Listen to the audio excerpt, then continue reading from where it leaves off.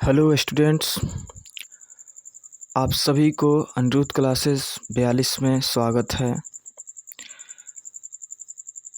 आज हम fundamental rights के कुछ राइट्स रह गए थे, उनको हम देखेंगे।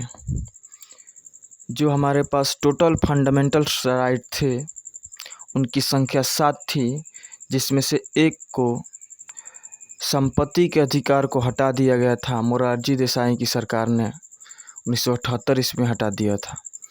तो उसके बाद हटाने के बाद हमारे पास टोटल मौलिक अधिकार की संख्या 6 थी, जिसमें हम लोगों ने समता या स्वतंत्रता का अधिकार पढ़ लिए हैं। उसके बाद स्वतंत्रता का अधिकार, समता या समानता का अधिकार आर्टिकल 14 से 18 तक हम लोग पढ़ लिए हैं। और उसके बाद स्वतंत्रता का अधिकार 19 से 22 हम लोग पढ़ लिए हैं। आज हम लोग पढ़ेंगे शोषण के विरुद्ध अधिकार। तो स्टूडेंट्स देखते हैं, हमारे पास शोषण के विरुद्ध अधिकार अनुच्छेद 23 से 24 तक में दिया गया है। शोषण से विरुद्ध अधिकार अनुच्छेद 23 से 24 तक दिया गया है, जिसमें 23 कहता है आर्टिकल 23 कहता है कि मानव के दुर्व्यापार और बंधुआ मजदूरी पर प्रतिबंध। अनुच्छेद 23 इसके अंतर्गत किसी व्यक्ति की खरीद बिक्री नहीं की जा सकती है और ना ही उसे ज़बरदस्ती मजदूरी करवाई जा सकती है। इसका उल्लंघन करना एक दंडनीय अपराध है। अनुच्छेद 23 में आप किसी से ज़बरदस्ती मजदूरी नहीं करवा सकते हैं और मानव व्यक्ति का खरीद बिक्री कीन बेच नहीं कर सकते हैं। ये करना, उल्लंघन करना एक दंडनीय अपराध है। आर्टिकल 24 को देखते हैं। बाल नियोजन प्रतिबंध। 14 वर्ष से कम आयु वाले किसी बच्चे को कारखानों, खदानों या अन्य जोखिम भरे काम पर नियुक्त नहीं किया जा सकता। जिन बच्चे का उम्र 14 साल से कम हो, आप उसे कारखानों में, खदानों में या अन्य जोखिम भरे काम पर नियुक्त नहीं किया जा सकता है। यही हमारा कहता है अनुच्छेद 24। अनुच्छेद 23 में व्यक्ति के खरीद बिक्री नहीं की जा सकती है और अनुच्छेद 24 में आप किसी भी बच्चे को जिनकी आयु 14 वर्ष से कम हो, उसे कारखानों, खदानों या जोखिम भरे काम पर नियुक्त नहीं कर सकते हैं। नेक्स्ट देखते हैं अगला, धार्मिक स्वतंत्रता का अधिकार। शोषण के विरुद्ध अधिकार हमारे पास 2 था, अनुच्छेद 23 और अनुच्छेद 24। उसके बाद धार्मिक स्वतंत्रता का अधिकार। धार्मिक स्वतंत्रता का अधिकार अनुच्छेद 25 से 28 तक है, जिसमें हमारा पहला अनुच्छेद 25 कहता है अंतःकरण की धार्मिक रीति रिवाज मानने की ओर और धर्म का प्रचार प्रसार करने की स्वतंत्रता। इसके अंतर्गत कोई भी व्यक्ति किसी भी धर्म को मान सकता है, उसके रीति रिवाज को मान सकता है, धर्म का प्रचार प्रसार भी कर सकता है। जिस धर्म में आपकी रुचि है, आप उस धर्म को मान सकते हैं। अनुच्छेद 25 कहता है कि आप किसी भी धर्म को मान सकते हैं, उसके रीति रिवाज को मान सकते हैं, उस धर्म का प्रचार प्रसार भी कर सकते हैं, अनुच्छेद 25 के अंतर्गत। नेक्स्ट, अनुच्छेद 26 कहता है धार्मिक कार्यों के प्रबंधन में स्वतंत्रता। अतः इसके अंतर्गत कोई भी व्यक्ति अपने धर्म के लिए संस्थाओं की स्थापना, कानूनी रूप से धार्मिक संपत्ति का अर्जन, स्वामित्व व प्रशासन करने का अधिकार है। जैसे हम लोग मंदिर बनाते हैं,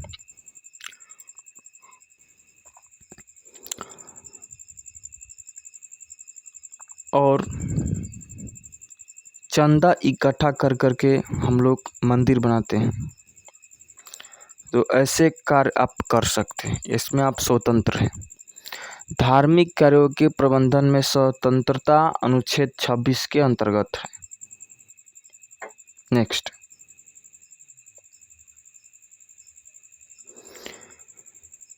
अनुच्छेद 27 के अंतर्गत धार्मिक कार्यों के लिए धन कर मुक्त, टैक्स फ्री है।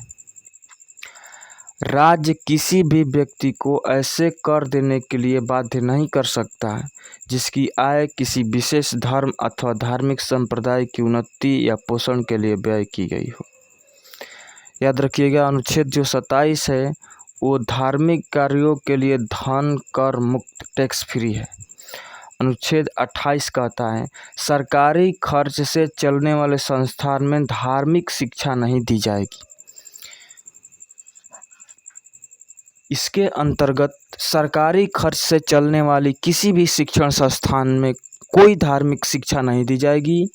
ऐसे शिक्षण संस्थान अपने विद्यार्थियों को किसी धार्मिक अनुष्ठान में भाग लेने या किसी धर्म उपदेश को जबरदस्ती सुनने हेतु बाध्य नहीं कर सकता। अनुच्छेद 28 बोलता है कि सरकारी खर्च से चलने वाले संस्थान में आप धार्मिक शिक्षा नहीं दे सकते हैं।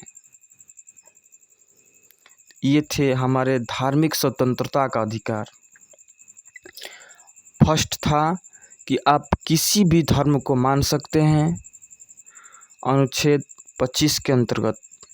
अनुच्छेद 26 के अंतर्गत था धार्मिक कार्यों के प्रबंधन में स्वतंत्रता। जितने भी धार्मिक कार्य हैं उसमें आपको स्वतंत्रता दी गई है।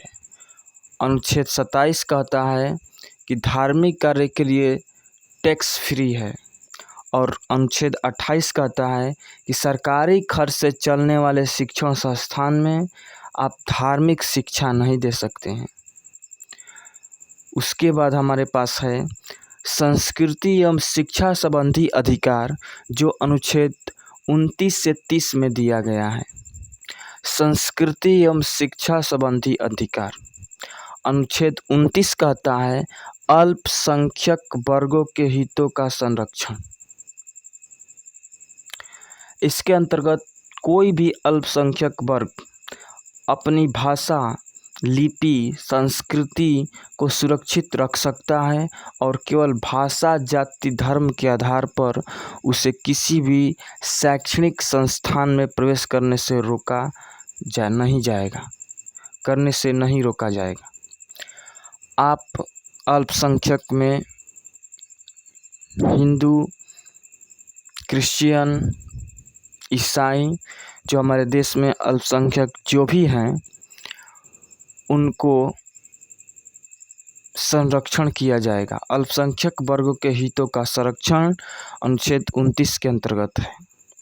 अनुच्छेद 30 कहता है अल्पसंख्यक वर्गों को अपने शिक्षा संस्थाओं की स्थापना और प्रशासन करने का अधिकार है। कोई भी अल्पसंख्यक वर्ग अपनी पसंद का शैक्षणिक संस्थान चला सकता है और सरकार उसे अनुदान देने में किसी तरह का भेदभाव नहीं करेगी। जैसे मुस्लिम लोग मदरसा चलाते हैं, हम लोग हिंदू संस्कृत विद्यालय चलाते हैं, स्पेशल उसमें संस्कृत की शिक्षा दी गई और मदरसा में केवल मुस्लिम पढ़ते हैं। तो अनुच्छेद 29 कहता है अल्पसंख्यक वर्गों के हितों का संरक्षण, और अनुच्छेद 30 कहता है अल्पसंख्यक वर्गों को अपने शिक्षा संस्थानों की स्थापना और प्रशासन करने का अधिकार है। हम लोग देख लिए आज कौन कौन अधिकार। तो शोषण के विरुद्ध अधिकार जो आर्टिकल 23 से 24 है। उसके बाद धार्मिक स्वतंत्रता का अधिकार जो आर्टिकल 25, 26, 27 और 28 में दिया गया है। और उसके बाद है संस्कृति एवं शिक्षा संबंधी अधिकार जो 29 से 30 में दिया गया है। और अनुच्छेद 31 को हम लोग शुरुआत में ही देखे हैं कि अनुच्छेद 31 को निरस्त कर दिया गया है मोरारजी देसाई की सरकार के द्वारा 1978 ईस्वी में। अतः अनुच्छेद 31 जो है हमारे पास आर्टिकल 31 को निरस्त कर दिया गया है। उसके बाद जो बच गया हमारे पास आर्टिकल 32 और 33, 34, 35, इसको नेक्स्ट वीडियो में देखते हैं। तो हमारे स्टूडेंट्स आज इतना ही करते हैं इस वीडियो में, और जो भी बच गया है फंडामेंटल राइट्स उसको नेक्स्ट वीडियो में कंप्लीट करेंगे। तो यदि मेरे वीडियो अच्छा लगा तो आप इस वीडियो को लाइक और सब्सक्राइब करना ना भूलें। Thank you students.